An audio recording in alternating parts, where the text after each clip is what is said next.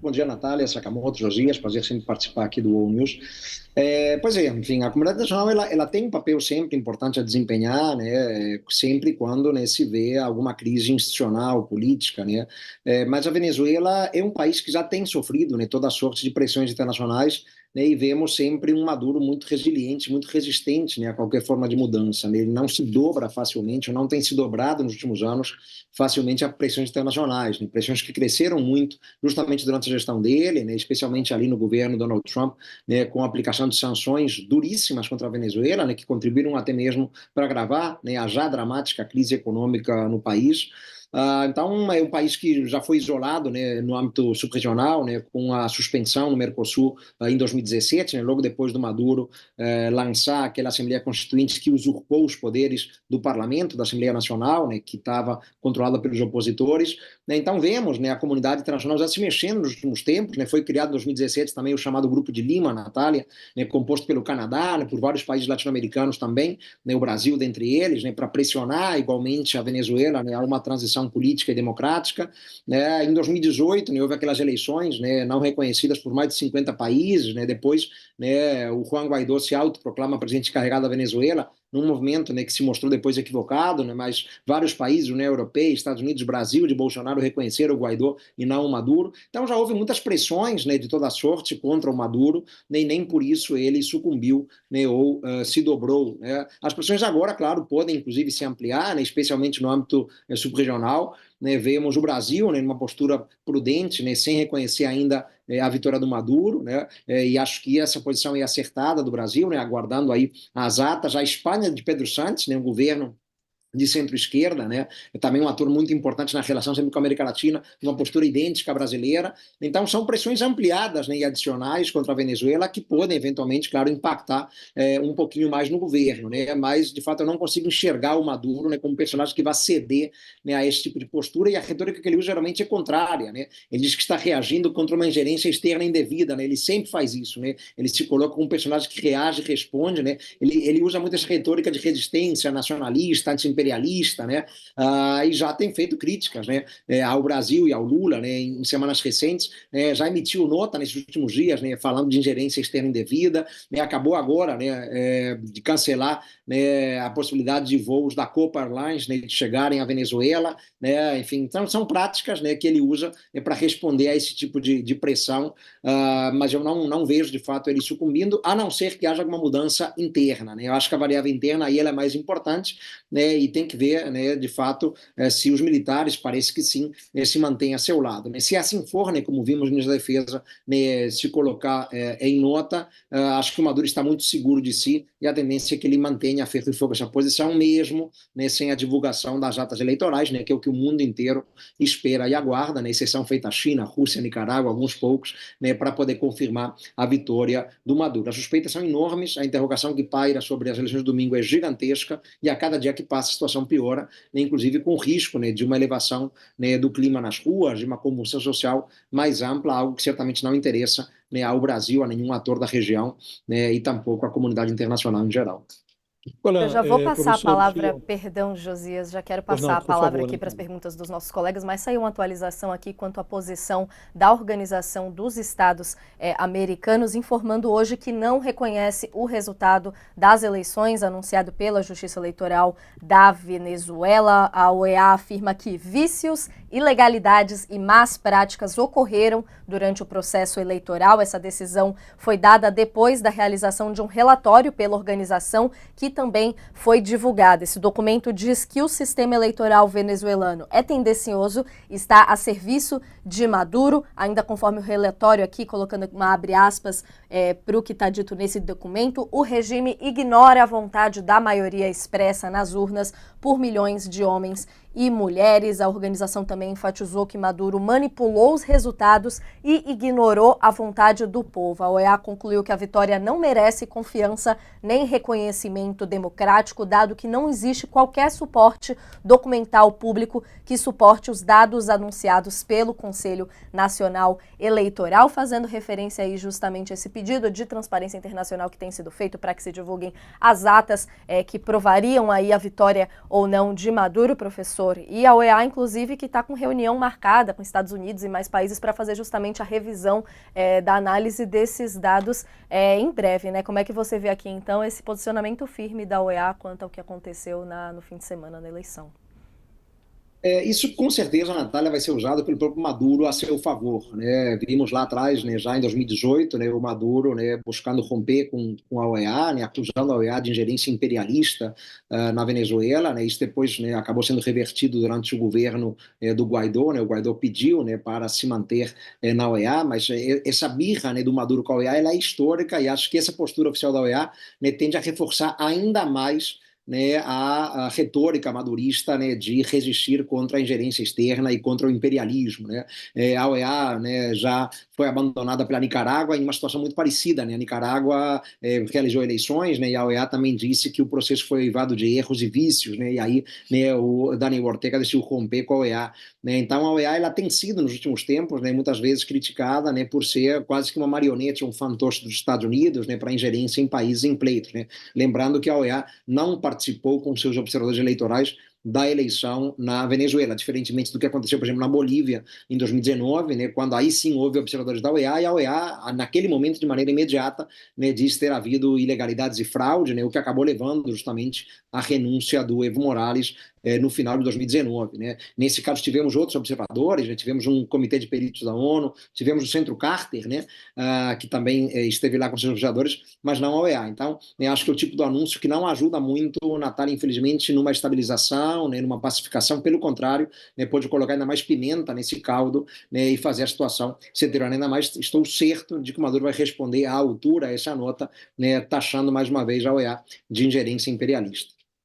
Professor, o senhor realçou a prudência da posição do Brasil, está condicionando o reconhecimento da vitória do Nicolás Maduro à divulgação das atas das sessões eleitorais. O que eu queria saber à medida que passa o tempo, o regime demora a divulgar tais atas, diante de todo o processo eleitoral que foi marcado por inabilitação de uma opositora, o impedimento do registro de candidatura da outra, e admitiu-se um candidato cujas chances eram duvidosas no processo eleitoral, né? Diante desse quadro todo, quando que a prudência do Brasil se converteria, em que hipótese ela se converteria em imprudência? Quanto tempo o bom senso recomenda que o Brasil demore para se posicionar em relação a esse processo eleitoral da Venezuela? Josias, pois é, não há uma definição a priori, né, de horas ou de dias para isso, né, mas é como você falou, é o bom senso diplomático, né, e temos que confiar um pouquinho, né, no profissionalismo da nossa diplomacia, do nosso Itamaraty, da nossa política externa, né. O Brasil é muito consciente de seu papel na região, né, o mundo inteiro, a esta altura, está olhando para o Brasil, né, para ver qual vai ser a resposta brasileira às eleições de domingo, né, o próprio governo norte-americano, né, já pediu uma reunião com o Brasil, né, justamente para se posicionar. O Brasil é quase que um síndico na sua região, né, o que naturalmente amplia muito nossas responsabilidades, né? O Brasil não é a Argentina do Milei, não é tampouco o Chile do Boric, né? Que já se posicionaram no sentido de não reconhecer as eleições como legítimas, né? O Brasil, ele tem que, de fato, né, aguardar pelo menos alguma fundamentação um pouco melhor, né? Na eventualidade, Josias, como você colocou, das atas não virem a público, né? Isso pode acontecer, né? Afinal de contas, a gente sabe muito bem, né, que o Maduro é capaz de tudo, o CNE, né, o Conselho Nacional Eleitoral Venezuelano, é capaz de tudo também, porque é absolutamente cooptado, né, pelos chavistas, né, o número 2 do CNE é um militar, né, então isso já diz muito, né, então é absolutamente cooptado, né, pelo chavismo, então pode ser que não venham a público as atas, né, aí sim, né, eu acho que o Brasil poderia talvez ao cabo de mais alguns dias, né, uma semana do pleito, né, talvez até o final de semana possa ser um período razoável de espera. O Brasil aí sim teria que tomar uma posição, e acho que seria muito possivelmente no sentido, descolando-se do PT, né, seria no sentido de criticar as eleições muito no tom emitido agora pela OEA, né? O Brasil, ele preza muito, Josias, as articulações multilaterais, né? Então, certamente estamos preparando algum tipo de posição, né, junto ao Mercosul, do qual a Venezuela já está suspensa, junto à própria OEA, né? A CELAC serve menos, né, porque a Venezuela tem muita influência na CELAC por conta dos países caribenhos, né, que dependem demais né, do petróleo venezuelano, então a CELAC não pode ser talvez muito usada pelo Brasil, mas o Brasil talvez procure algum amparo mais multilateral antes de se posicionar, né, e faça isso em coro, né, com outros atores, né, em alguma plataforma institucional mais ampla, né? Mas concordo contigo 100%, né, não pode haver também um silêncio por muitos dias, né, porque senão a prudência vira imprudência ou negligência, né?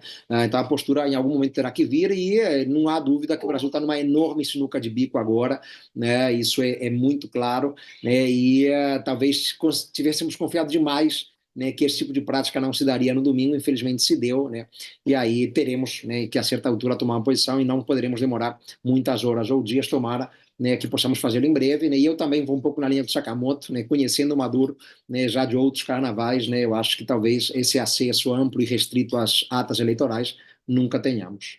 Professor, dentro disso, o senhor falou, estava até comentando da nota da OEA, que pode ter vindo um tanto quanto apressado, e a gente conhecendo, inclusive, o Luiz Almagro, até imagina que, o secretário-geral da OEA, imagina que, né, a nota estava pronta antes da eleição. Mas a questão é a seguinte: o senhor colocou o Brasil como síndico regional do subcontinente, a importância do posicionamento do Brasil. Que outros atores, neste momento, atores internacionais, poderiam fazer diferença neste momento em termos de pressão, porque tem muita pressão, muita coisa que o pessoal fala, não reconheço. Milei fala, não reconheço, o Maduro fala, ótimo, isso até me ajuda na minha argumentação. Olha só o Milei, né, quem ele é. Mas que outros atores, neste momento, poderiam ajudar e como? Então, Sakamoto, eu enxergo apenas dois players, né, que poderiam ter algum tipo de influência, né, até pela relação histórica que eles têm com o Partido Socialista Unido da Venezuela, né, o PSUV, que é o partido Maduro, foi o partido do Chávez, né, que são justamente o Brasil, né, e a Espanha.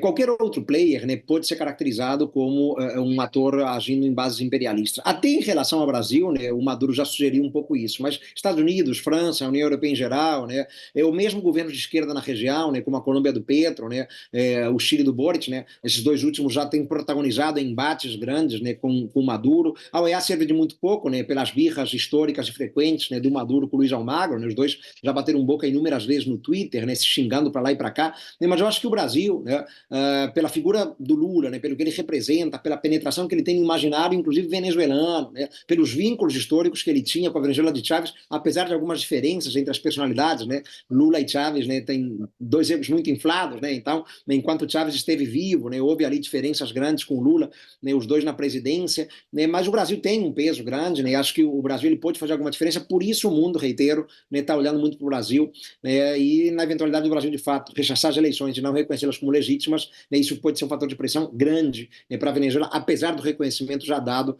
por Rússia e por China. Então, né, a pressão, claro, não seria econômica, hoje em dia o comércio Brasil e Venezuela é nulo, né, é 1,5 bilhão, né, é um quarto do que foi em 2013, né? Então, não é pela questão econômica, mas é pela influência regional, subregional do Brasil na região.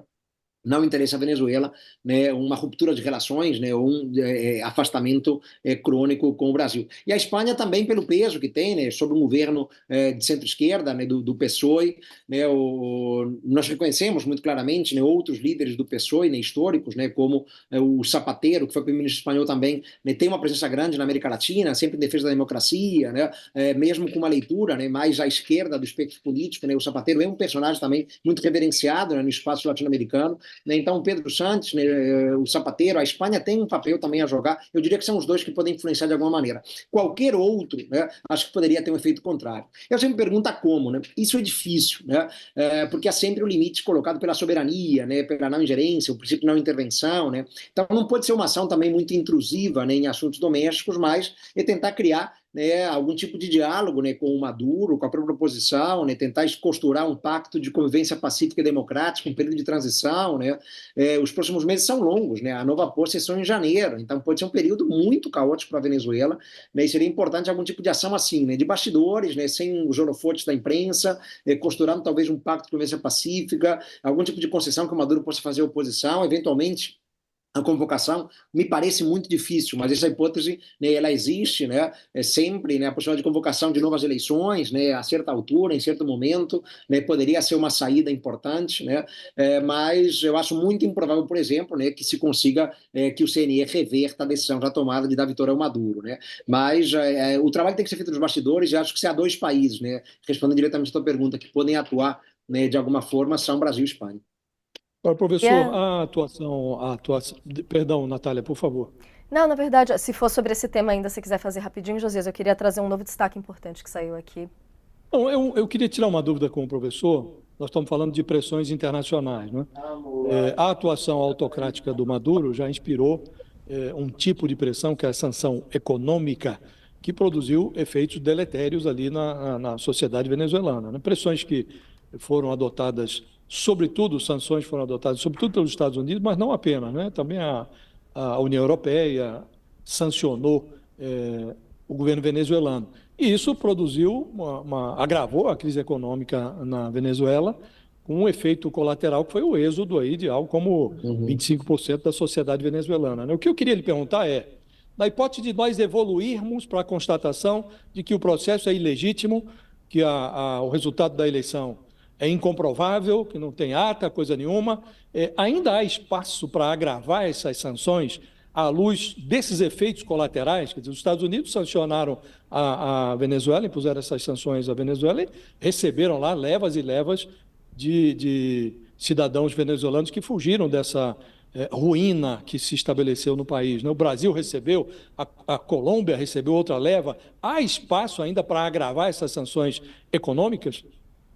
Eu já entendo que não, né? Na verdade, eu particularmente entendo que as sanções internacionais muitas vezes têm um efeito inverso, né? Porque elas impactam muito pouco no que é a cúpula governamental dos países, né?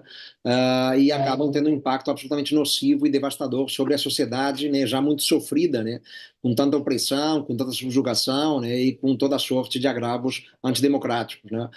Então, acho que o caminho da comunidade internacional certamente não é, né, impor ainda mais sanções à Venezuela. Certamente, né, o governo americano vai restabelecer por completo as sanções, né, que foram abrandadas depois do Acordo de Barbados, né, até porque muito do que foi combinado ali para eleições amplas, plurais, representativas, democráticas, não se cumpriu, né, mas eu acho que o caminho não é impor mais sanções à Venezuela, né, porque isso levaria, né, o país à inviabilidade, né, mas não garantiria uma transição política de regime, não garantiria a queda do Maduro, né, nem nada disso, né, apenas ampliaria o sofrimento de uma população já muito sofrida por mais de 10 décadas de opressão e de crise também socioeconômica brutal, né? A crise na Venezuela, Josias, é uma crise humanitária de proporções de países em guerra, né?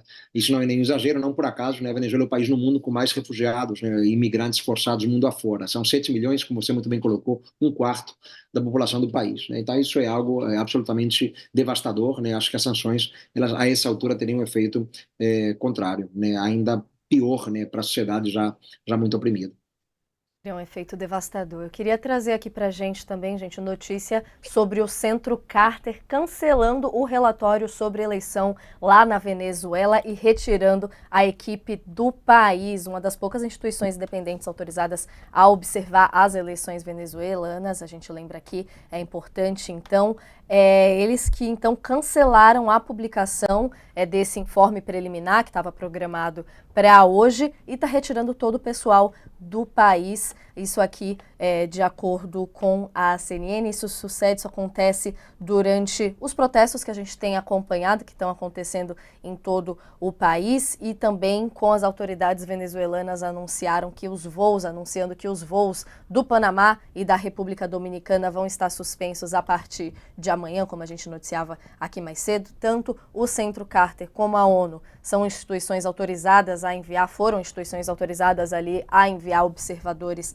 eleitorais independentes para a Venezuela para acompanhar todo o processo eleitoral. Pediram então para o Conselho Nacional Eleitoral, como a gente vinha discutindo, que publicassem os resultados das mesas eleitorais. Só permitiram então supervisionar essa votação um grupo muito limitado de observadores. A gente acompanhou isso tudo acontecendo durante o domingo e agora então um comunicado que foi divulgado ontem, comentando então, pedindo que o CNE publicasse imediatamente os resultados das mesas eleitorais, trazendo ali as atas, dizendo que esses resultados são críticos para a avaliação do Centro Carter, importante para todos os venezuelanos. Como sabemos, ainda não vieram esses dados e a situação nas ruas complicando, voos também sendo interrompidos e agora então essa notícia da equipe sendo retirada do país e essa publicação de um informe tão importante sendo cancelado, professor. Como é que você vê essa notícia? Ruim, né? Mais uma notícia de última hora bem ruim, né? Que complexifica ainda mais toda a situação já bastante crítica, né? O Centro Carter, né? Como você muito bem colocou, compunha, né? Um grupo de observadores, né?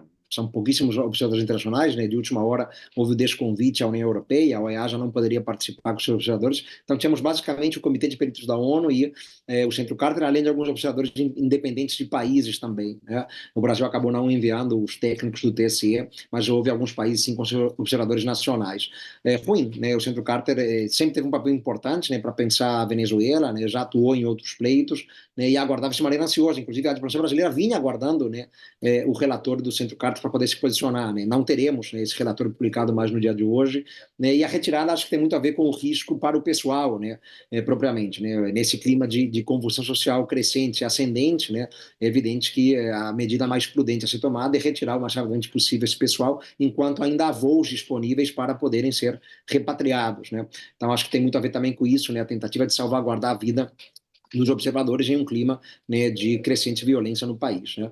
Agora, professor, de certo modo, essa posição do Centro Carter complica a deliberação do Brasil, né? Porque o próprio Celso Amorim, que foi à Venezuela, que esteve com Nicolás Maduro, ele tinha atribuído grande relevo à posição que o Centro Carter divulgaria sobre as urnas, uma vez que os técnicos dessa entidade, que é muito respeitada, talvez a mais respeitada entre os observadores que lá estavam, se o Centro Carter diz, olha, nós não temos condições de expedir nenhum relatório, eles estão, com outras palavras, dizendo, olha, não há como expedir uma posição que possa ser levada a sério porque não tem documentação disponível, o processo foi conturbado e qualquer manifestação que fizermos não será escorada em dados objetivos. Diante de uma posição como essa, o Brasil pode eventualmente até ter que apressar a sua deliberação, não? Sim, concordo, né? Como nós comentamos aqui, havia essa expectativa, né, de ampararmos e fundamentarmos a posição, inclusive nos relatórios dos observadores, né? Não apenas o acesso às atas, né, mas propriamente esse diálogo com aqueles que estiveram ali nas sessões eleitorais fazendo a observação em loco, né? Se esse relatório não vem a público, né, se não vai ser divulgado, né, e aí não fica muito claro, né, se de fato eles cancelaram, né, a publicação que seria feita hoje ou se não haverá mais, né, a publicação do relatório, né?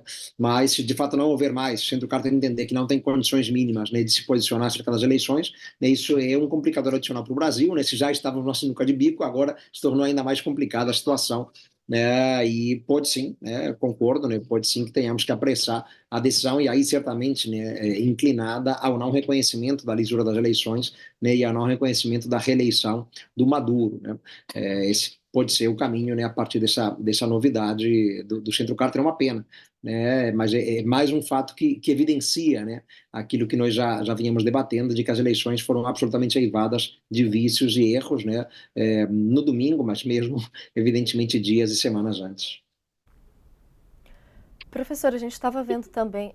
Perdão, Josias, pode complementar. Por favor, Natália, vá adiante, eu faço Não, depois. eu queria entender um pouquinho mais de curiosa como é que fica essa questão de segurança, né? Você falou ali, então, a gente estava trazendo aqui da retirada das equipes de lá, a gente está vendo essa escalada de violência nas ruas, a gente estava falando aqui também mais cedo da expulsão de pessoal diplomático de vários países ali que discordaram do resultado eleitoral, queria uma análise sua também sobre isso, inclusive estava vendo aqui de aliados da Maria Corina Machado que estavam ali refugiados na Embaixada da Argentina, se eu não me engano. Como é que vai se dando esse cenário de insegurança e o que pode ser feito nesse sentido? A gente sabe que intervenções em si diretas não são possíveis com a escalada da situação toda, mas nesse quesito de segurança de entidades internacionais, de mobilizações que estão sendo feitas ali para se tentar trazer informação nesse sentido, professor? Então, Natália, essa é uma preocupação que cresce também à medida que o clima nas ruas esquenta, né? Então, existem, evidentemente, né, atores internacionais ali presentes que foram especialmente, né, para as eleições, né, observadores, etc., né, e existe uma preocupação, inclusive, com a segurança física, né, dessas pessoas, né? O fechamento de fronteiras, né, que foi feito ali durante as eleições, né, entre sexta e domingo, agora o cancelamento de alguns voos, né, porque isso pode criar um cenário de impossibilidade, uma inviabilidade, né, de saída, né, desse pessoal, né? A expulsão de pessoal diplomático, né, que não reconheceu as eleições, né, também não é uma prática propriamente nova, né? Pelo contrário, já vimos isso em vários locais, na própria Venezuela, mas em muitos países, né? Pessoal diplomático que é declarado pessoa não grata, né, por algum tipo de manifestação contrária, né, ao regime, muitas vezes contrária à lisura de pleitos eleitorais, né? Então é algo que poderia já ser esperado, né? O Maduro já fez isso em outros momentos, né? Vários países, né, adotam esse tipo de prática, né? Causa constrangimento, claro, amplia um pouco o isolamento, né? Evidentemente, da Venezuela, mas é algo já esperado. Então, são provas, de novo, né, de como, né, o Maduro ele se pauta por ações e práticas absolutamente autocráticas, né? Ele não aceita o contraditório, não aceita críticas, né? Quando algum país não reconhece a eleição, né, que está eivada de erros e vícios, ele simplesmente expulsa os diplomatas daquele país, né? Decide suspender voos, né, para a Venezuela, né? Vindos de países também que não reconheceram, né, as eleições. Então, enfim, são fatores de complicação, né, que mostram, né, como efetivamente nestas horas já posteriores ao pleito no domingo, a situação está complicando, né, e tende a escalar ainda mais, né? A minha preocupação, né, já olhando para o passado recente, é que possamos ver cenas como as que vimos em 2017, Natália, né? As ruas tomadas, manifestantes duramente reprimidos, dezenas de pessoas mortas nas ruas da Venezuela fora, né? Isso pode se repetir, né? Porque é uma frustração enorme para a oposição, né, ver esse resultado, né? Vimos uma oposição que conseguiu se articular em torno, né, muito da Maria Corina, porque o Edmundo González é um personagem completamente desconhecido, ninguém, né, o conhece na Venezuela, mas a Maria Corina conseguiu, né, arregimentar um apoio importante ao Edmundo, e havia expectativa de que, pela primeira vez em 25 anos, né, numa eleição presidencial, né, a oposição pudesse obter a vitória. Não foi assim, né, com o anúncio prematuro do CNE, né, sem acesso às atas. Então, são muitos elementos, né, que complexificam essa equação e podem levar, sim, a uma escalada de violência, coisa que não seria inédita na história recente do país, e por isso a preocupação, né, de atores internacionais em tentarem retirar o mais rapidamente possível suas pessoas, né, e vimos inclusive outros países também recomendando ao seu pessoal diplomático e famílias a saída mesmo, né, sem romperem relações com a Venezuela, né, porque a situação a cada hora que passa se mostra mais tensa por lá. Professor, você mencionou a, a, a encrenca que houve em 2017, né, com manifestações que descambaram para a violência ali. E houve um outro momento que a sociedade venezuelana ela oscila entre a apatia e a reação, né? Houve um outro momento em 2019, mal comparando, tem alguma semelhança com esse momento que nós estamos vivendo agora, só não havia eleição por trás, mas aquele Juan Guaidó se autoproclamou presidente interino e ele contou ali com algum amparo das ruas, né? Houve muitas manifestações na ocasião e discutia-se naquela época se haveria ou não uma dissidência das Forças Armadas por trás daquele movimento, né? Agora inicia-se, estamos aí diante de um prenúncio de uma nova onda de manifestações na Venezuela. Vamos ver se vai se confirmar, se esta irritação das ruas vai se manifestar de forma ativa, mas há hoje algum sinal de que, abaixo da cúpula venezuelana, aqueles 2.000 generais que tem lá na Venezuela, muito bem pagos para manter a sua fidelidade ao governo, abaixo dessa hierarquia, pode haver alguma dissidência? Há algum sinal de que exista um tipo de fissura nas Forças Armadas venezuelanas? Não há, Josias, né? As Forças Armadas elas parecem estar não apenas no alto oficialato, né, na cúpula militar do país, mas parecem estar muito ao lado do Maduro, né? E quando a gente pensa no que são os praças, né, os soldados, recrutas ali, os cabos, né, eles já têm uma identificação mais natural com o chavismo porque identificam, né, o regime com um regime que favorece mais as classes desfavorecidas, né? O alto oficialato, como você bem colocou, se beneficia muito por controlar, né, várias áreas da vida econômica e política política da Venezuela, né? Estão em várias esferas decisórias, primeiro escalão, segundo escalão, empresas, né, estatais, controle de distribuição de remédios, distribuição de alimentos, né? Então é difícil a gente imaginar, de fato, uma fratura nas Forças Armadas. Claro que pode haver sempre alguma defecção, pode haver sempre alguma dissidência, né? Ali com o Guaidó, essa defecção foi mínima, né? Foram pouquíssimos militares, né, que aproveitaram a oferta de anistia feita pelo Guaidó, né, para mudarem de lado. Né, o grosso das Forças Armadas, né, se manteve ao lado do Maduro, e eu entendo, né, que isso tende a continuar agora. Né. Se houvesse alguma mudança nesse sentido, aí sim, né, como nós comentamos, isso poderia levar o Maduro a alterar sua posição, né, porque ele se veria muito mais vulnerável. Né, mas eu acho que é difícil. Né. Pode haver, claro, sempre uma outra dissidência, mas em número muito pequeno, quase que relevante, né, considerando o apoio amplo, né, que o regime tem das Forças Armadas, né, que são sempre o fiel da balança na Venezuela, são um pilar fundamental. Já era assim com o Chávez, né, mas com o Maduro se tornou um pilar ainda mais importante. Né. Maduro confia nessa relação, o aparelhamento do Estado, né, pelos militares se tornou ainda maior com o Maduro, até porque ele não é militar, então ele tinha que seduzi-los de maneira mais ampla. E eu acho que a chance de uma defecção ampla, dissidência ampla, né, dentro das Forças Armadas é bem pequena, Josias. Professor Professor, Sakamoto, deixa eu perdão, só... só para fazer aqui só esse papelzinho da mediação, eu sei que o professor está com um tempo muito apertado, eu deixo a critério dele, ver se consegue responder só mais essa pergunta rapidinho, mas já vou agradecendo aqui também a participação. Por favor, professor.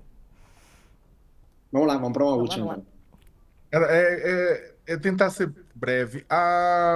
O senhor colocou, né, a possibilidade, uma das possibilidades seria uma convocação de novas eleições, né? Uhum. O senhor acha que o governo, nessa reunião que vamos ter entre a chancelaria brasileira e a norte-americana, pode haver algum recado a ser combinado entre Brasil e Estados Unidos no sentido de dar algum benefício, ao contrário da sanção, mas dar algum benefício para o Maduro, desde que ele fale, olha, ok, então para garantia da paz da nação, vamos eleição de novo, então, para todo mundo. Daqui a 6 meses, por exemplo, sei lá, 4 meses, né, para organizar de novo. Você acha que pode rolar isso? Os Estados Unidos e o Brasil podem estar tentando construir uma saída econômica positiva para incentivar o governo da Venezuela a preparar novas eleições ou alguma coisa do gênero? Sakamoto, eu tenho insistido muito nesse ponto, né? Acho que é o único caminho para estabilizar, pacificar a Venezuela, né? É a costura, efetivamente, de um pacto de convivência pacífica que significa, na verdade, né, uma garantia de que o Maduro, na eventualidade de perder eleições, ele não será perseguido, não haverá um revanchismo, né, contra o Maduro, né, e contra a sua equipe, né? Isso é absolutamente crucial, né? Houve uma tentativa, né, há alguns meses, por parte do governo Petro, de costurar isso, né, mas não se levou adiante, né, e não se conseguiu plenamente. Mas é difícil a gente imaginar o Maduro saindo do poder ou reconhecendo uma derrota eleitoral, né, seja agora, essa de domingo, ou seja uma futura que possa ser convocada, né, antecipadamente, né, para resolver essa dúvida institucional em que o país se meteu. Mas é difícil que ele aceite uma derrota, né, se não houver garantias concretas de que não haverá revanchismo da parte opositora. Né. A oposição também não pode ser idealizada na Venezuela, a gente já viu ela patrocinar um golpe de Estado contra o Chávez em 2002, né, já vimos a oposição renunciar à participação em eleições, numa atitude também que pode ser vista como antidemocrática, né? Então há esse temor, tenho certeza que o Maduro teme, né, ou diretamente ser preso, né, ou se avançar com aquela ideia de crimes contra a humanidade no Tribunal Penal Internacional, né? Certamente ele quer alguma garantia, né? Isso pode ser feito, né, num diálogo entre Brasília e Washington, né, no sentido de tentar convencê-lo, né, ou a, enfim, revisitar o resultado do domingo, ou a que me parece difícil, né, ou a poder convocar novas eleições em alguns meses, mas sem essa garantia, né, de uma certa anistia a priori, né, para todos os excessos praticados, é muito difícil imaginar o Maduro deixar o poder, porque o risco de revanchismo, né, e de perseguição contra ele e sua equipe é real. Né, na Venezuela, a gente não pode perder isso de vista. Professor Paulo Velasco, muito obrigada pela participação com a gente aqui no All News, sempre muito necessário. Um bom trabalho para você e até a próxima.